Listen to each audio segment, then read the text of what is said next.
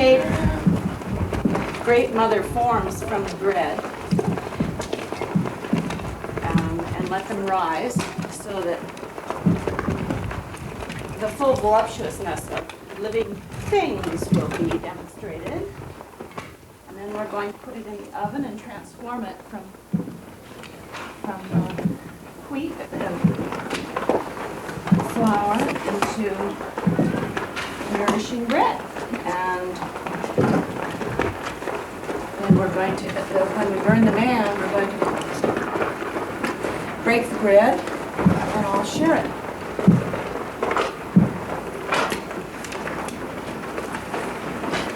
Fire as a this really shows fire, demonstrates fire as a transformational tool, not a destructive.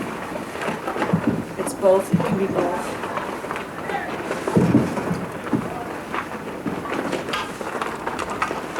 It's like you're giving a massage. Yeah. It's kind of nice. I can't wait to do the next batch. Well, we haven't decided. It probably wouldn't stay. It would probably fall apart. Speeding around out there. What's that in front of me? It's an oven! But not too far because, remember this is going to dry and this is a lot like wheat.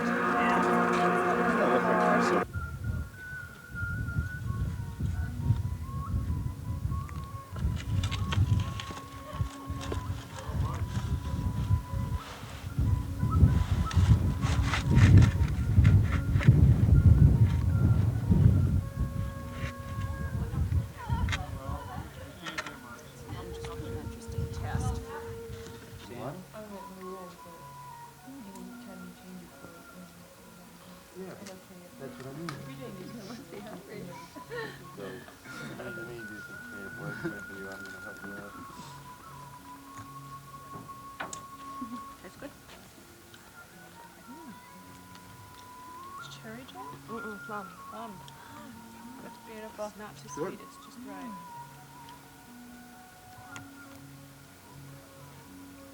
Thank you. What about you?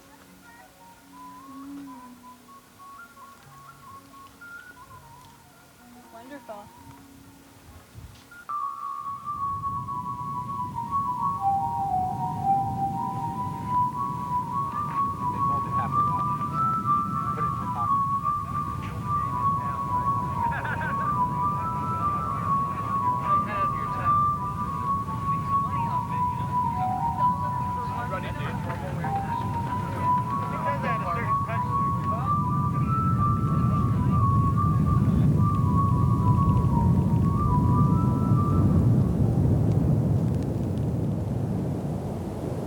So how did all this begin? Well, it began spontaneously, as a playful impulse. It was the summer solstice, late June in 1985, the longest day of the year. A friend and I went down to the beach at sundown. We'd cobbled together a stick man made from scrap lumber.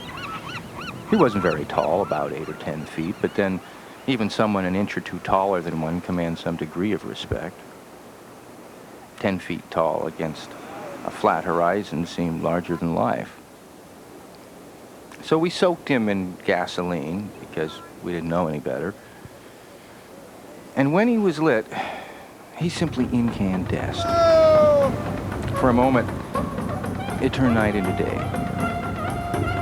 It seemed like a small sun reported to Earth.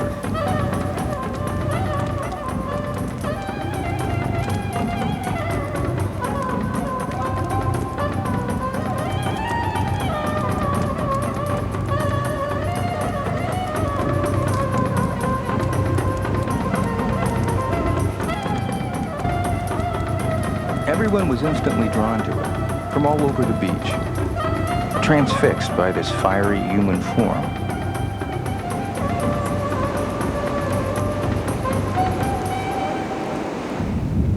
A hippie materialized out of the murk, a man without any pants on, a hippie with a tambourine who started a chant. And everyone, I had my son in my arms, I remember, and everyone was infatuated with Moby. It was just lovely. And so for 5 years since then, we've tried by means of conscious art to recapture, to reproduce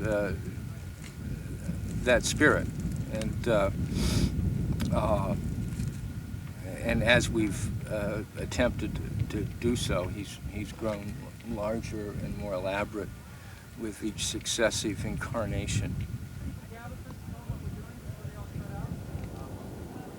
What do you want people to experience at this event? Well, one thing is that the fire is a release of energy. It transfixes people. This tremendous gush of energy, and I suppose we want it to release energy in people's lives as well.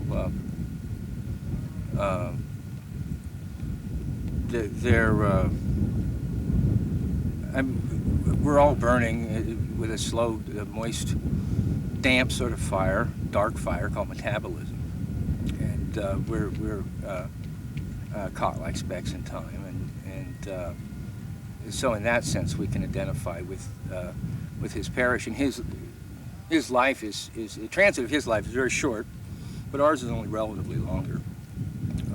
So it has something to do with coming to terms with mortality. I think oftentimes we refuse to live because we're afraid to die. There's a poem I'm fond of by William Empson. He says, "The complete fire is death. It's from partial fires. The waste remains and kills." And I think that we all have those devils, those partial fires that get caught somewhere within us, very literally get caught here or here or here or here, and block the passage of energy, the spiritual process that turns ambitions into ideals and bears our life with it. And so we want people to focus on that force of nature that flows through them, regardless of their willing.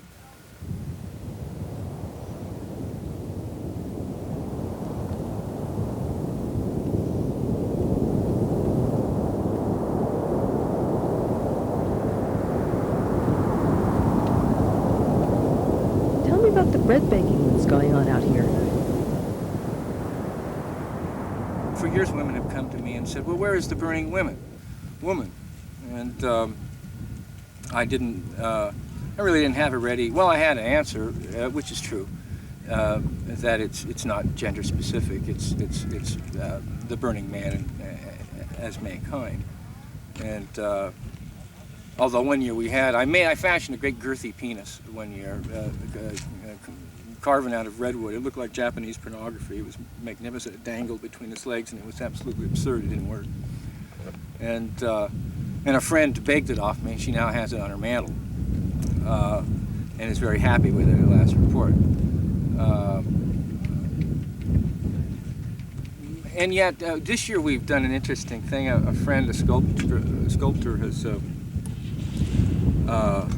is baking bread at the event. She's made an oven of bricks, a kiln-like structure, built in a little dome, seems to grow out of the earth, and I fancy it quite. It's just a prototype yet. It's kind of like where the man was when he was little, but it has all of the elements in place. It's a practical activity. It's a practical task. You know, we have a problem in our culture. We're self-conscious and we're sarcastic to protect ourselves, because so often, and cruelly so, we don't have the context of a culture that would then self-consciously guide us in expressing things, and so we blush and we joke.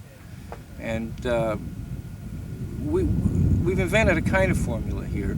We give people a task that takes them out of themselves. I mean, when we raise the man, we have to overcome gravity. We have to build a fire. Those are probably two of the most essential human labors, and civilization is built on them. And in doing so, people simply forget themselves. They're not concerned about whether they're having a spiritual experience. They're doing something. And it works. It disarms us. It takes the emotional armor away. People don't really have time to ask the sort of questions that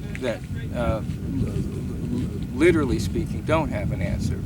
That can only be answered unsayably and by experience. In any case, I think the kiln has that element. It's work. Burning Man is work, and it involves fire, and it involves the production of a human image, an image of ourselves, transposed against the vastness of the world.